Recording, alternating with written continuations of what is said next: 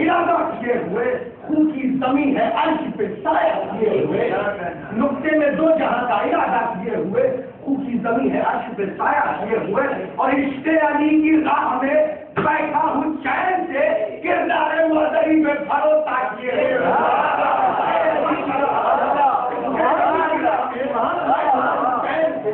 کردار مادری میں بھروسہ کیے ہوئے، ضرور بھیجا ہوگا۔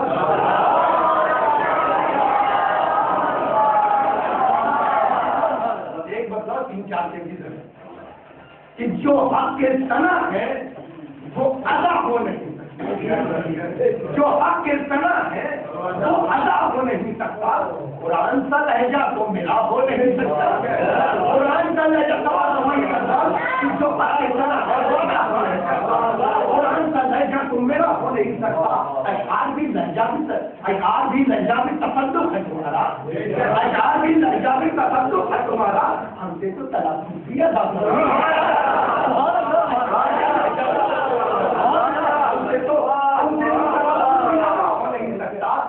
دیکھیے گا کہ ہم سے تو تلفظ بھی ادا ہو نہیں سکتا، اور فکر یہ چلا سوچ کے گہوارے کی جانب، چلا سوچ کے گہوارے کی جانب، ارے شبیر اگر چاہے تو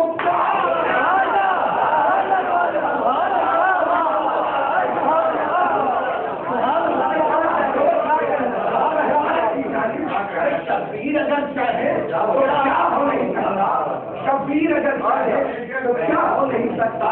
تو اے باب حوائج تیری تحریر سے ہٹ کر دیکھیے میں چڑھا تھا کہ اے باب حوائج فکر سے چلا سوچ کے گہوارے کی جانب، شبیر اگر چاہے تو کیا ہو نہیں سکتا۔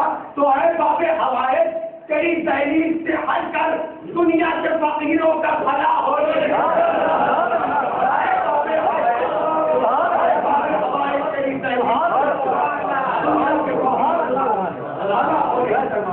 یہ بھی شیخ سماج سمجھنے کے ساتھ ہمارے نوجوان بھائیوں کی نظر کر رہا ہوں کہ اے باب حوائج تیری تحریر سے ہٹ کر دنیا کے فقیروں کا بھلا ہو نہیں سکتا۔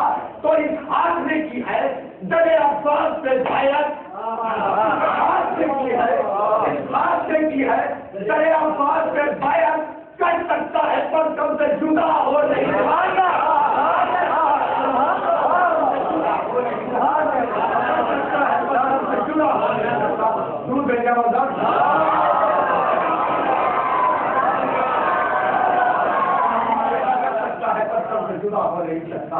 کر سکتا ہے پرچم سے جدا ہو نہیں سکتا، اس ہاتھ میں کی ہے در افسوس سے بیعت، کر سکتا ہے پرچم سے جدا ہو نہیں سکتا۔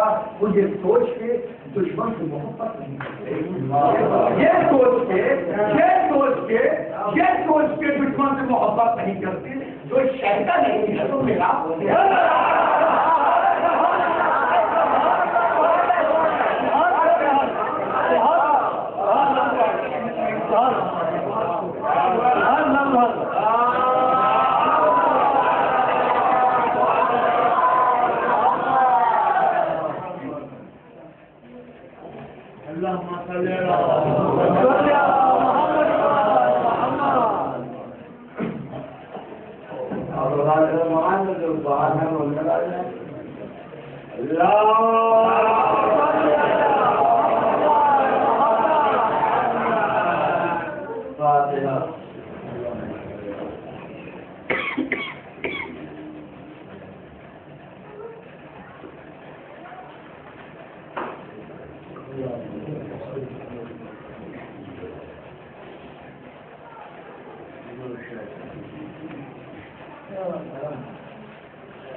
لا حول ولا قوة إلا بالله العلي العظيم ومن الشيطان اللعين الرجيم بسم الله الرحمن الرحيم الحمد لله رب العالمين والصلاة والسلام على أشرف الأنبياء والمرسلين بالخاتمة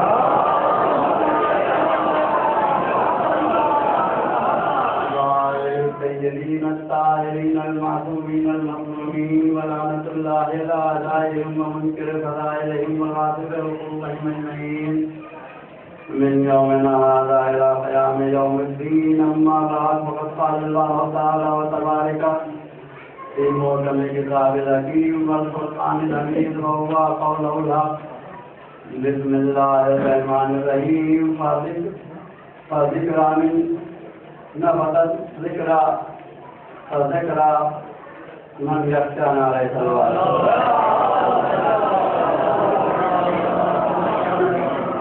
نگرانی بہت اختصار کے ساتھ سلسلہ کلام کا آواز آگے بڑھاتے ہوئے آپ خدمت میں عرض کرنا ہے کل میں نے آپ سے کہا تھا کہ یہ وہ درسگاہ ہے کہ یہاں چھوٹے بڑے کی قید نہیں،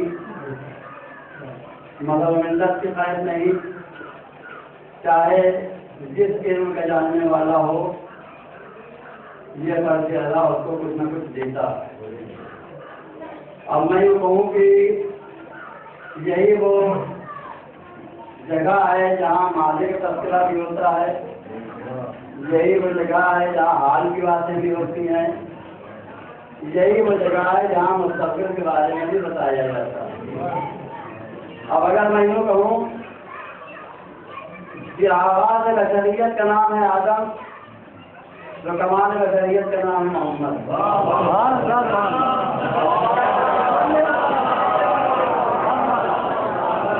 یا میں یوں کہوں کہ آغاز بشریت اس منزل پر ہے کہ ملائکہ سجدہ کریں، تو کمال بشریت اس منزل پر ہے کہ قاعدہ قوسون ادنیٰ کی منزل اس کا آخری سفر ہو۔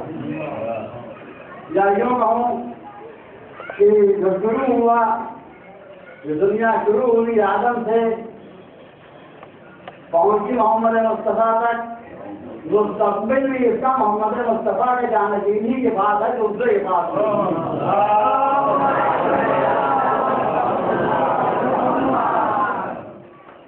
محمد مصطفیٰ صلی اللہ علیہ وسلم میں اپنی 40 سالہ زندگی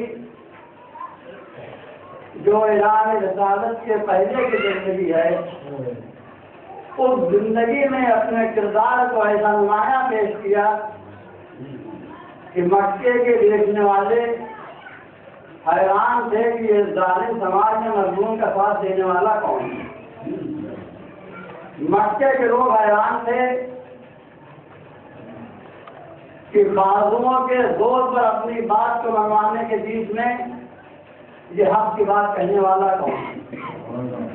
تو محمد نے بھی اپنے کردار کو اس طرح پیش کیا کہ ابھی اعلان رسالت نہیں کیا، ابھی جتنے ہیں کافر ہیں، ایک مرتبہ حضور ایک پہاڑ کا تشریف لے گئے، کفار کو جمع کیا اور جمع کر کے آپ پہاڑ پر جا کے کہتے ہیں کہ اگر میں تم سے کہوں کہ اس پہاڑ کے پیچھے ایک لشکر ہے تو کیا تم اس بات پہ یقین کرو گے؟ انہوں نے کہا ہے محمد میں بالکل یقین کروں گا، اس لیے کہ میں نے تم کو کبھی غلط بیانی کرتے ہوئے۔ دیکھیے محمد یہیں جملہ بدل رہے ہیں کہ اچھا اگر میں تم کو اس پہاڑ پر بلاؤں اور تم آ کے دیکھو اور تمہیں کوئی نظر نہ آئے تب تم کیا تصور کرو گے؟ تو ان کفار نے کہا کہ اے محمد میں اپنی آنکھوں کی بیماری پر الزام لگاؤں گا، تمہاری بات پر الزام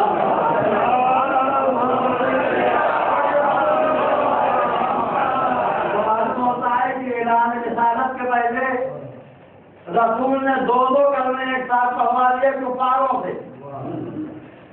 اعلان وحدانیت کے پہلے اعلان صداقت کا کلمہ پڑھوا دیا، یہ رسول اے محمد میں نے آپ کو کبھی غلط بیانی کرتے ہوئے نہیں پایا، تو یہ اعلان صداقت کا کلمہ ہے جو کفار پڑھ رہے ہیں۔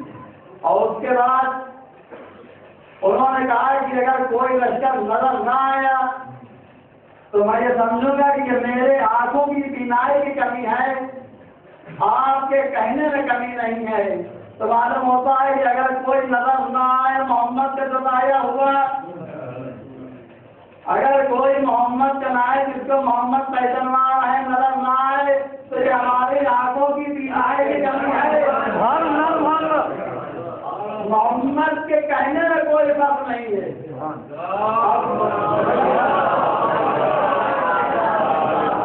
अब इसको क्या किया जाए कि अभी जो किसने कलमा नहीं पढ़ा उसने मोहम्मद की बात पर शक नहीं किया, यकीन कर लिया।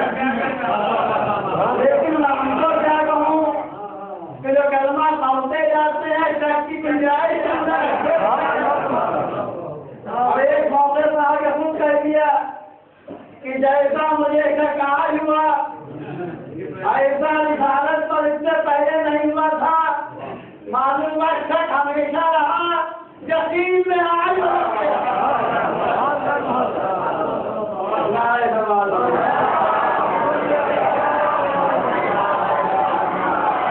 नबूवत पर शक करे उसको मुसलमान नहीं कहते, काफिर कहते हैं। अरे तुम अपने काफिरों के यौम शहादत मना रहे हो, हम अपने इमाम के यौम शहादत मना रहे हैं। यौम शहादत अभी तक मनाना आप बिदअत कह रहे थे। अभी तक आप कहते थे कि जो दुनिया से चला जाए उसकी यादगार मनाना बिदअत है, लेकिन अब आप कह रहे हैं नहीं नहीं यादगार मनाना बिदअत नहीं है। मालूम होता है जो हम बरसों से सदियों से ये जिक्र कर रहे हैं तो ये बिदअत नहीं कर रहे हैं, सवाल कर रहे हैं। ये बात और है कि आप आज समझे कि जो तस्करा होना भी चाहिए ना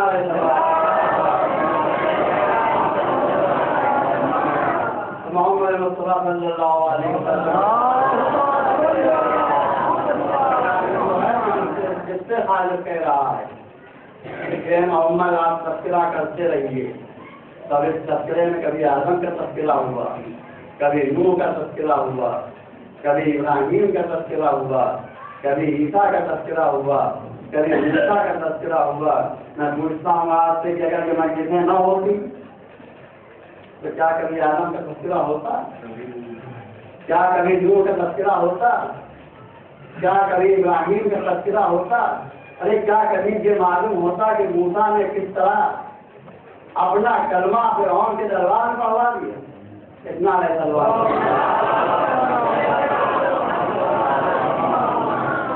जनाब इब्राहिम आपकी विरासत हुई, जमाना नासाजगार है, नमरूद अपने को खुदा कह रहा है। नमरूद की माँ ने उसको बता दिया था कि ये पैदा होने वाला है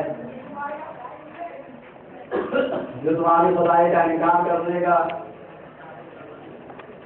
तो नमरूद ने ऐसे बच्चे की फिक्र की कि वो कौन बच्चा हो सकता है, मगर जानता है कि कलमा ला इलाहा इल्लल्लाह है कहीं पर, अल्लाह का वजूद है कहीं पर। तो वो जनाब इब्राहिम के घर पर उसकी निकाह ज़्यादा थी। आवाज़ फजत हुई मादर इब्राहिम से कि इसे जाके गार में छिपा दो। इतना सवाल मैंने भी बाबे को पहली बार पढ़ा, मैं अब कर रहा हूँ आपसे, जाके इसे गार में छिपा दो। जनाब मादर इब्राहिम ने बच्चे को लिया और गार में रख करके बच्चे के गार के ऊपर एक पत्थर रख दिया ताकि दुश्मन डरा न सके। अब तारीख में लिखा हुआ है, मैंने पढ़ा कि एक हफ्ता वो बच्चा गार में रहा, बगैर माँ के, बगैर बाप के, बगैर किसी सहारे के। कुदरत ने इंतजाम क्या किया कि उसकी एक उंगली से धूप के चकमा जारी कर दिया और जनाब इब्राहिम की दूसरी उंगली से शहर से चकमा जारी कर दिया। बच्चा भूखा भी हुआ तो रोया नहीं। 3 दिन तक बच्चा गार में रहा अकेला। 1 दिन तक बच्चा गार में रहा अकेला, मगर रोया नहीं। मालूम होता है कि हक वाले बच्चे भी जानते हैं कि गार में आके रोया नहीं जाता।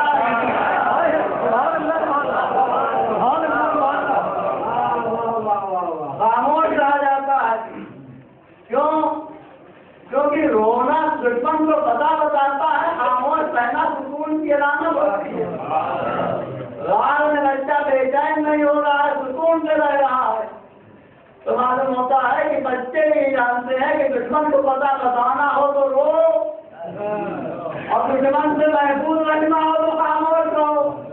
میں کیا کہوں اس بچے کے مقابلے میں بزرگوں کو کہ بچہ سمجھ رہا ہے راہ کس لیے ہوتی ہے، اور بزرگ نہیں سمجھ رہا ہے کہ راہ کس لیے ہوتی ہے۔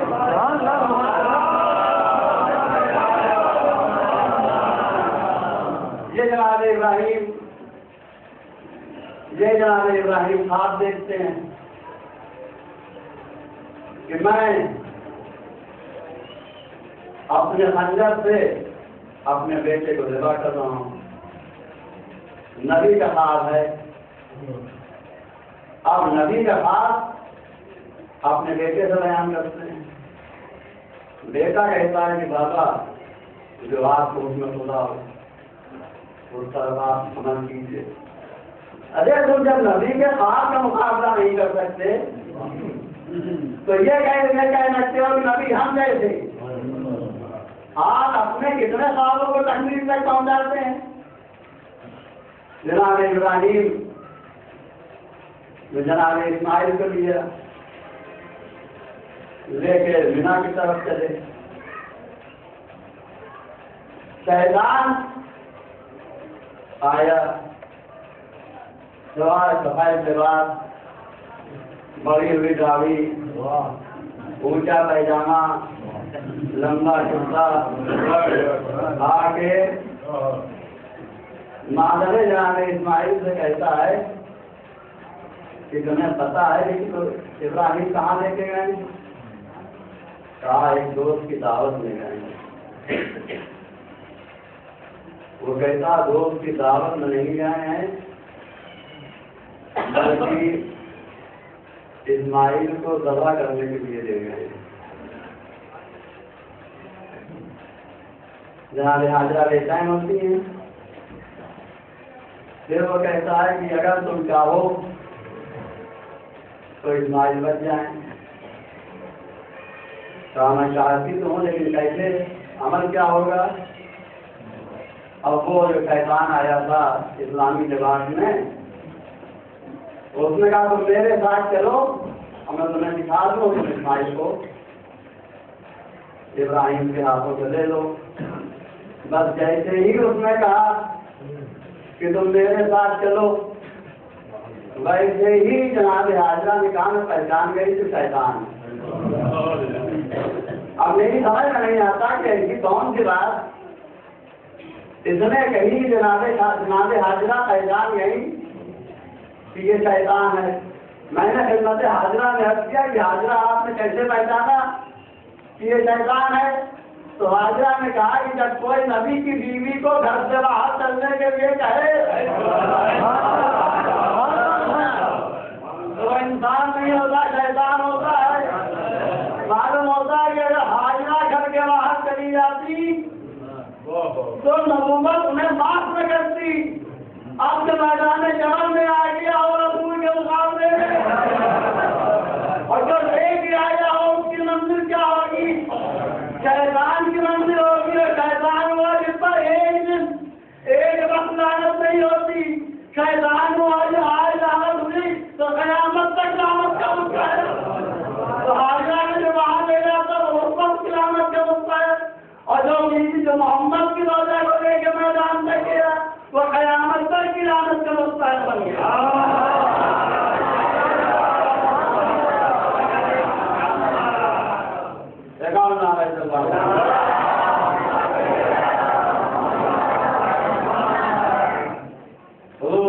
اسی واقعے میں جناب ابراہیم نے کہا تھا کہ بیٹا میں نے یہ خواب دیکھا ہے، جناب ابراہیم سے جناب اسماعیل نے کہا کہ بابا آپ کو جو حکم ملا ہے اس پر آپ عمل کیجیے، انشاءاللہ آپ اس کو صابرین میں پائیں گے۔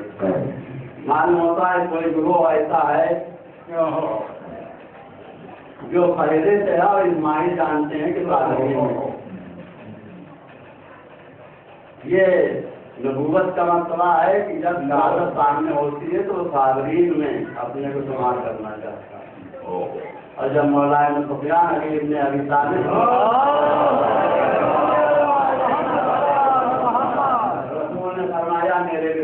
ہو جاؤ. تو اب تاریخ کہتی ہے کہ یہ پہلا سجدہ شکر ہے جو علی نے بجایا. تو شکر کرنا اور ہے، صبر کرنا اور ہے. جناب اسماعیل